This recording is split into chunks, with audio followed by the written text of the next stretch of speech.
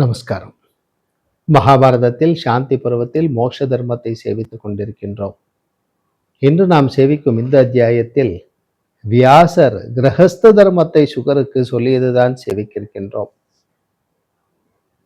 அதிகாரியானவன் ஆயுளின் 2வது பாகத்தில் தர்மமாக அடைந்த தாரத்துடன் அக்னியை ஆதனம் செய்து நல்ல விரதமுள்ள கிரகஸ்தனாய் இருந்து கொண்டு இல்லத்தில் வசிக்க வேண்டும்.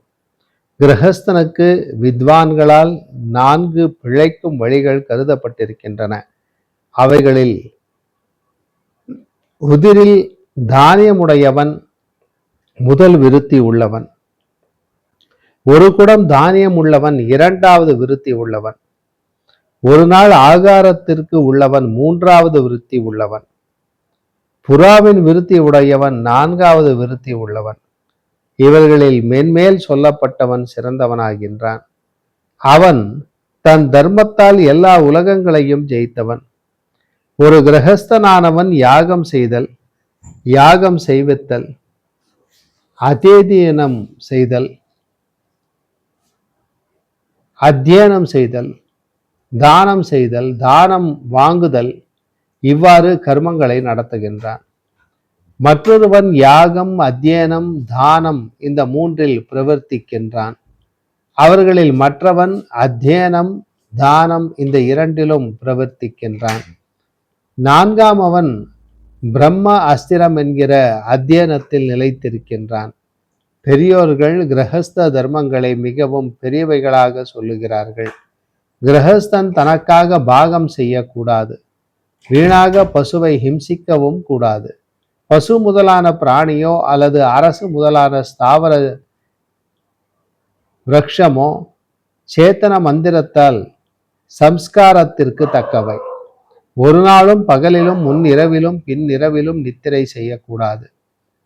2 காலத்தின் மத்தியில் போஜனம் செய்யக்கூடாது. ருத்துக்காலம் தவிர மற்ற காலத்தில் மனைவியை அழைக்கவும் கூடாது. கிரகஸ்தனுடைய வீட்டில் வந்த பிராமணன் ஒருவனும் பூஜிக்கப்படாமலும் போஜனம் செய்யாமலும் வசிக்கக்கூடாது.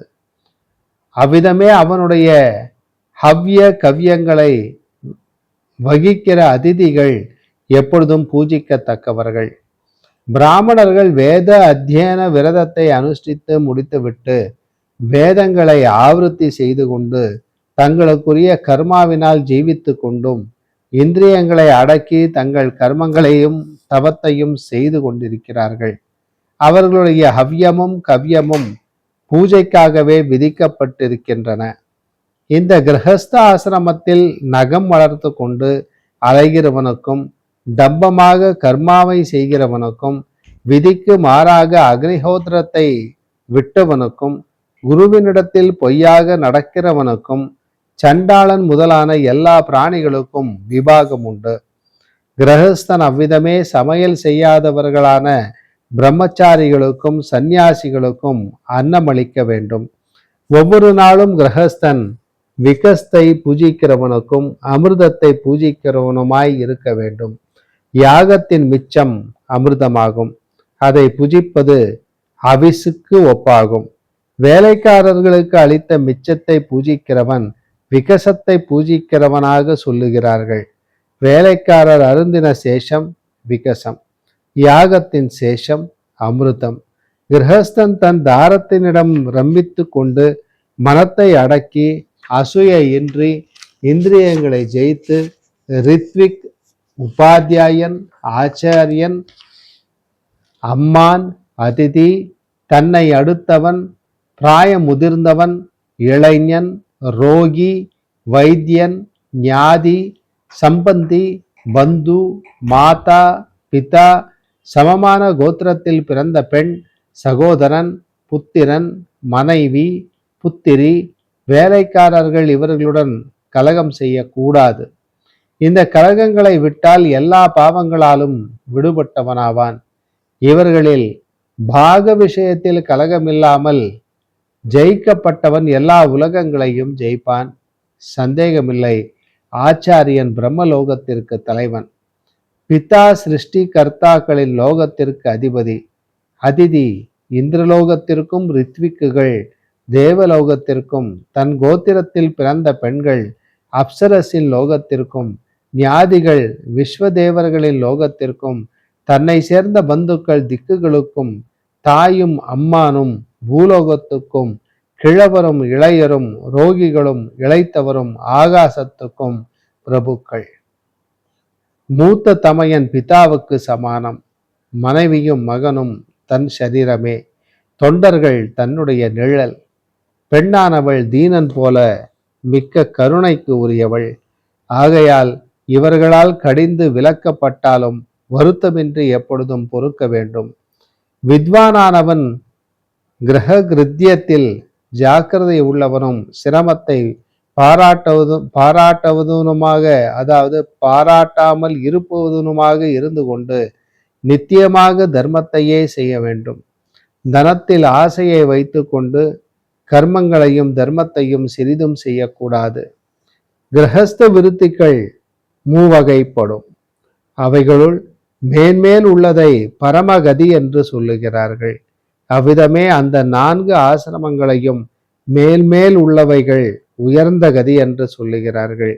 மேலே வர விருப்பம் உள்ளவன் சாஸ்திரத்தில் சொல்லப்பட்ட நியமங்கள் எல்லாவற்றையும் செய்ய வேண்டும். கும்பத்தில் தானியம் உள்ளவர்களும் உஞ்சசிலம் என்னும் ஒவ்வொரு நாள் விருத்தியை உடையவர்களும் புறாவின் விருத்தியை அடைந்தவர்களுமான பூஜிக்கத்தக்க இவர்கள் எந்த ராஜ்யத்தில் வசிக்கிறார்களோ அந்த ராஜ்யம் மிகவும் செழிப்புள்ளதாகும். யார் மனத்தில் வருத்தமின்றி இந்த கிரகஸ்த விருத்திகளை நடத்தி வருகிறானோ அவன் தனது பிதாமகரான முன்னோர்கள் பதின்மரையும் தன் பின்னுள்ளவர்களின் பதின்மரையும் பரிசுத்தர்களாக செய்கிறார்கள். அவன் சக்கரவர்த்திகளுடைய உலகங்களுக்கு ஒப்பான கதியை அடைவான். அல்லது இந்திரிய ஜெயம் உள்ளவர்களுள் கதி விதிக்கப்பட்டிருக்கிறது. உதார மனமுள்ள கிரகஸ்தர்களுக்கு நலமுள்ள ஸ்வர்க்கம் விதிக்கப்படுகிறது. விமானத்துடன் கூடியதும் வேதத்தில் காணப்பட்டதுமான ஸ்வர்க்கம் மிகவும் அழகானது. அடக்கமுள்ள மனமுடைய கிரகஸ்தர்களுக்கு ஸ்வர்கலோகத்தில் நிலையான ஸ்திதி ஏற்படுகிறது. பிரம்மாவினால் இது படியாக ஏற்படுத்தப்பட்டது. முறையாக இந்த 2வது ஆசிரமத்தை அடைந்து அனுஷ்டிப்பதனால் ஸ்வர்க்கத்தில் பூஜிக்கப்படுகின்றான்.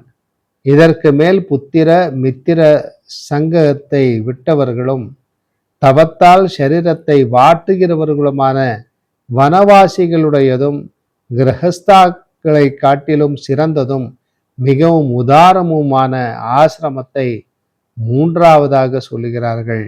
அதையும் கேள் என்று சொல்லி வானப்பிரஸ்த ஆசிரமத்தை பற்றி அடுத்த அத்தியாயத்தில் சொல்ல இருக்கிறார் வியாசர். அதை நாம் நாளை சந்திக்கும் போது சேவிக்கலாம். நமஸ்காரம்.